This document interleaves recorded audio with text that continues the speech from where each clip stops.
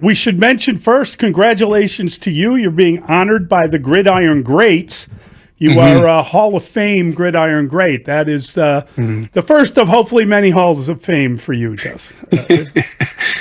What do you think, it's an honor, Olin, man, huh? and it's a it's a great organization that helps out former players that are in need of assistance, and they do a really nice job. So first of all, it's an honor just to go into any Hall of Fame. It's always an honor when someone calls you and says, we'd like to honor you, and you get a chance to thank people who've helped you on your path, on your way to to the things that you have accomplished, because obviously none of us do this alone, right? So anytime you get the chance to stand on a stage and thank people that have helped you get to where you are is always a nice thing to do.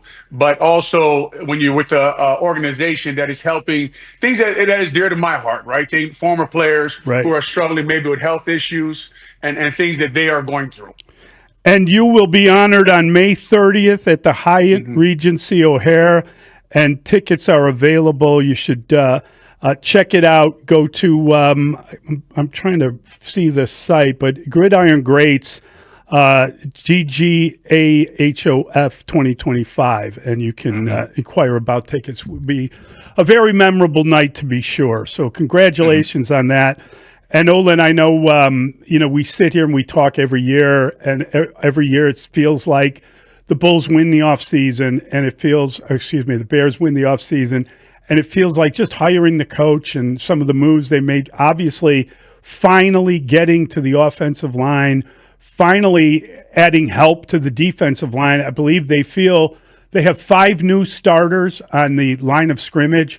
When you look at that, I got to tell you, it's delightful to see them address it but it seems like a good start more than the finished product. And we've talked about this over the years about having people in place for when different players are going to be. There's some stopgap measures here, and you're going to need players to take over from the guys that you're bringing in right now, other than the center. That might be the only long-term guy on the offensive line. So hopefully they keep that in mind come next week. Yeah, hopefully Jonah Jackson finds his Detroit Lions form the way he was playing down there in Detroit.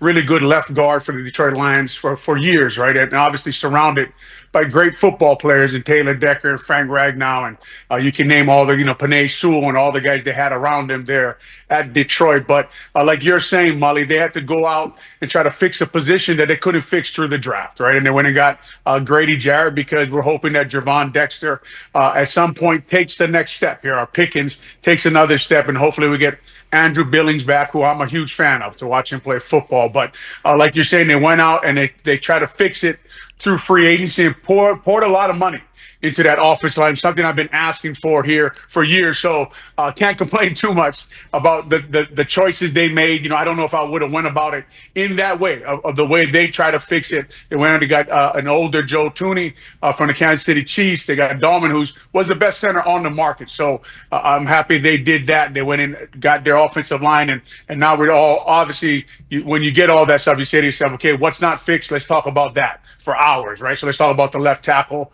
position, and should they draft someone there and put someone else there and add some more competition? And obviously, as you know, Mully, for a long time, for me, the answer is yes. The answer is always put assets into those rooms. But guys, the biggest problem, obviously, for years has been the fact that they have not developed players in those positions who are guys who've been here for a long time, who knows what it takes to win in the NFL in Chicago. And like you're saying, Mully, they went on and got the head coach who brought some excitement here, and he knows all the right things to say. And nowadays, when you look at a lot of these young guys who come in, whether it be general managers, head coaches, assistant coaches, OCs, even players, they all know how to tell you about their process and what it takes to fix things. It seems like they all know exactly what to say, especially a head coach who has an agent based in Chicago, right? He knows what you want to hear here. But can you actually fix it? Can you actually take the day-to-day problems and fix them? Those are the things that we are going to be watching from this new Chicago Bears staff. Olin, I'm all for adding assets to the offensive line room, and if you can upgrade at left tackle, great. But when a lot of the scouting reports I've read about the 2 tackles that have top 10 grades, both Will Allen and Armand Membu, I've read, if maybe you're starting left tackle from day one, if not, maybe you're starting left tackle or possibly guard of the future. I'm looking to get a starter at number 10. Are you okay with them drafting one of these offensive linemen if it's a depth pick or a guy who's going to be a starter a year or two down the road? Or in that case, do you just go and get a starter at another position? Yeah, Rob, it's a great question, man. And these left tackles, right? They don't grow on trees, right? These guys who play for 10 to 13 years, tackles, period, right? Lane Johnson in Philadelphia, he doesn't play left tackle. I was looking at something today, guys, that was crazy. Do you know that Lane Johnson was drafted in 2013? He has the same offensive line coach all the way through his whole career, Jeff Stoutland. To me, that was crazy. But anyway, to your point, when you pick in the first round, when you pick top 10, you are looking for a blue chip player, right? You're looking for a difference maker. You're looking for a guy you put on that field and teams have to game plan for. They're scared of a guy like Darnell Wright, who seems to be developing, right? A guy, when they took Rome Odunze, when they took a wide receiver, a guy like those kind of blue chip talent, a guy's athletic ability and their college film matches up. Guys that when you fly to their college campus, everyone is raving about them. The kind of guy you want in your building. The kind of guy I'm talking about that the Chicago Bears offensive line needs. If you think Will Campbell is that guy, you take him. But I'm like you. When you watch film of him and Membu, you're like, okay, I always say the offensive line is like a basketball team, right? You want a point guard. You want a center. You want a power forward. You want guys who do different things. Your left tackle is kind of your pass block specialist, especially when you have a right-hand quarterback, especially when your quarterback's name is Caleb Williams. He likes to throw the ball. He likes to hold on to the ball. He likes to extend plays. So you got to make sure whoever you put in that left tackle position is ready to block 3, 4, 5 seconds. Keep your quarterback clean so he can extend plays and get that ball down the field to the good weapons that the Chicago Bears do have. So I'm like you. If they don't check off that blue chip, the 10-year guy, the Pro Bowler, the All-Pro, the All-Decade type performer, then you do have to take the best player on your board there at number 10 because you do have 4 picks in the top 72. Yeah, I think we can separate what they have to come away with and what they take first. And I'm trying to contain myself a little bit because I think we're in a honeymoon stage here with Ben Johnson. And I can't help but wonder, Olin, how much influence he has on the number 10 pick. I'm sure he's going to be saying, I need this, this, and this to run my scheme correctly, and we'll really improve if we can get this guy or that guy. They're apparently looking at tape. Now, a coach can't do enough scouting or look at enough tape or figure out. You need a general manager. You need a draft scout. You need people to know. You need scouts to pick certain rounds of the draft, for God's sake. Your coaches aren't going to be aware of what the players are, what the positions are. So if they decide to take player X at number 10, I have vowed not to be upset about it. I don't care if you know what I mean? Like I'm going to just say, all right, that's the coach's pick, and I'm going to go along with it. Especially if it's a tight end or a running back or a non-premium but important position in their offense, one that you, if you can get a great player at, would make you better. There's also part of me that thinks like, boy, maybe that's the spot for a defensive lineman. Maybe you get lucky if a certain tackle were to drop to there, the kid from Michigan somehow winds up there, or you got a pass rush. I'm trying to contain myself, but if they don't come out of the first couple rounds, let's say the first 3 picks without another offensive lineman, I'm going to be heartily disappointed. Because it means they're not learning from the lesson of where they're at now. Yeah, I'm sure Ben Johnson has a ton of input right now, right, in that building. And from what we understand about him, he's very detail-oriented. So I'm sure he's sitting there in meetings. Ryan Poles, Ian Cunningham, Jeff King, Brett Ackley, their director of college scouting, Francis St. Paul, their assistant director of college scouting. They're all in meetings.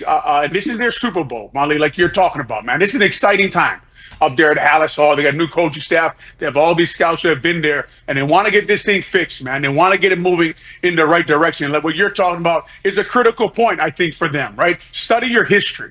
Why is Eddie Goldman not here? Why is he not here as one of your leaders, a guy who can teach guys what it means to be a Chicago Bear? Why is James Daniels not here anymore? Why is Kevin Jenkins not here anymore? We're talking about linemen. We're talking about developing both sides of the line of scrimmage. Why do you have to go get Grady Jarrett? Why do you have to go get Joe Thuney to help you teach young players how to play football, how to develop in the NFL? You got to take young guys and then you got to teach them. And over there in Philadelphia, they're teaching you how to do it, right? If you watch what they have done with bringing in drafting Cam Jurgens, who, well, I hate to say this, but it was taken after Jaquan Brisker, the Philadelphia Eagles center, and letting him learn from Jason Kelsey, right? Drafting Jalen Carter and letting him learn from Fletcher Cox. Having Lane Johnson there, having these older guys there. They always say, every building you go to, they'll say, there's the Chicago Bears way, the Philadelphia Eagles way, the Kansas City Chiefs way. What is that? You have to define that. What is culture? Who teaches the culture? Not the coaches, guys. The coaches don't teach the culture. They don't. The players do. The players teach you what it means to be a Chicago Bear in that building, what it means to show up, to work out, to develop your game, to watch film, to find guys to teach you how to be an NFL pro. So like you're saying, Mully, they have a lot of influence in there. It's a huge time for them. Hopefully they have studied their history. Me and you have talked about that on the pre and post game shows for years now. Why aren't they drafting linemen? Why aren't developing them now? To Ryan Pose's credit, right? Darnell Wright, Javon Dexter, Tyreek Stevenson, right? But he took 3 out of his first 4 picks. Zach Pickens, he took linemen. But why haven't they developed? Ben Johnson, if you are the studier that we hear about, if you are the guy who studies details, then you need to get into the weeds of why in that building they can't develop players to stay there a long time, to teach people what is the culture and what is the Chicago Bear way. Olin, we could talk about this forever, but I think that one thing that I've appreciated a bit from Ben Johnson is just how forthright he's been about how players – we need this guy to do this. We need this. He's kind of making guys uncomfortable. He says, we got to get the quarterback under center. He has no problem telling you what he needs.